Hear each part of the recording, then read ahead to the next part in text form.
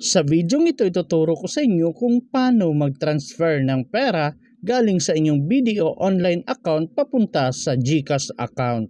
Kaya tara, samahan niyo ako at panoorin natin ang video na to. Pero bago yan, sa mga hindi pa nakasubscribe sa akin, kayo na ang bahala. So ang gagawin natin, punta tayo sa ating BDO online account. Itong application na to po yung gagamitin natin, BDO online. Kasi may iba, BDO banking account yung ginagamit nila. Hindi po ako nakakasend ng pera doon. Kaya itong BDO online account yung ginagamit ko na apps. At kapag nakapasok na kayo, makikita nyo na po yung account ninyo dito. Tapos kung may credit card kayo, makikita nyo po dito sa baba. At dahil sa gusto nating mag-transfer ng pera, i-click lang natin tong dito sa baba yung send money. Ito po. Pagkatapos may makikita na tayong ganito. On account, any BDO account, other banks and e-wallets, tapos view schedule. So kailangan nating mag-transfer ng pera, i-click natin tong other banks and e-wallets.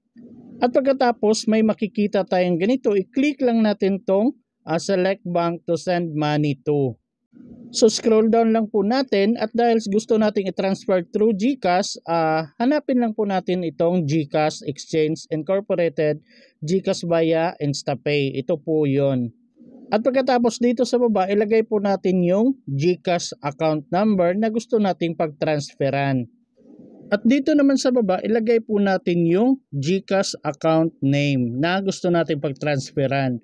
Yung buong pangalan po ng GCash account na gusto natin pag-transferan yung ilalagay dito. At kung tapos na, dito naman tayo sa baba sa paglalagay ng amount. So, i-type nyo na lang po dito kung magkano yung amount na gusto ninyong i-transfer. So, kagaya niyan, 1,700 yung gusto kong i-transfer. At kung okay na at nalagay na ninyo yung amount, dito naman tayo sa baba, i-click lang natin tong send money from. Dito piliin nyo na lang po at i-click ninyo kung saang savings account ninyo ang gusto ninyong kukunan ng pera para makapag-transfer through GCash. So kagaya sa akin itong savings account ko yung gagamitin. So i-click ko lang yan. At kung tapos na, dito naman tayo sa baba sa paglalagay ng notes. So kung may mga mensahe kayong gustong ipaabot sa pinadalahan ninyo ng pera, pwede nyo pong ilagay dito. Pero optional lang po ito guys. Pwede kayong may ilagay dyan, pwede rin pong wala. Pero pag meron, ilagay nyo. Kung wala, huwag nyo na pong galawin yan. At kung okay na, i-click nyo na po ang send. At pagkatapos may makikita na kayong ganito. So 1,710 yung madididak sa savings account ko kasi nga may service fee siya na 10 pesos. So kung okay na sa inyo yan, i-double check nyo na lang po yung GCash account na pagpapadala ninyo at yung pangalan at yung cellphone number. So kung okay na at na-double check na ninyo, i-click nyo na po ang confirm.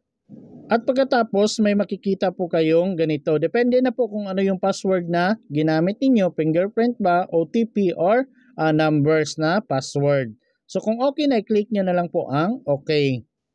At pagkatapos niyan, may makikita na po kayong ganito, send. So, nasend na po yung pera sa inyong GCash account.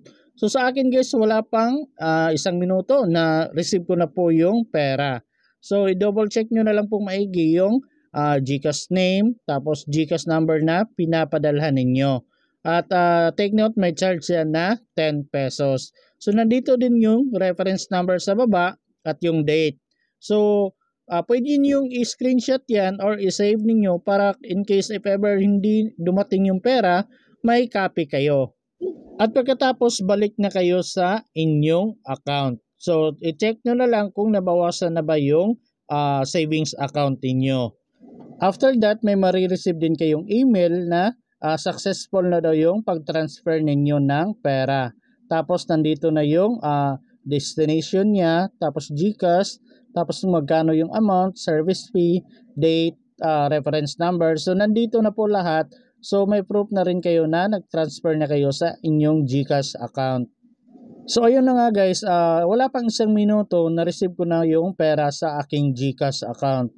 Kasi may 800 pesos na balance yung GCash ko. Pagkatapos nag-transfer ako ng 1,700. So naging 2,500 na siya. So ganun lang kadali mag-transfer So make sure lang guys tama lahat yung mga details, yung GCash account, GCash name na nilagay ninyo para hindi po kayo magkakaproblema.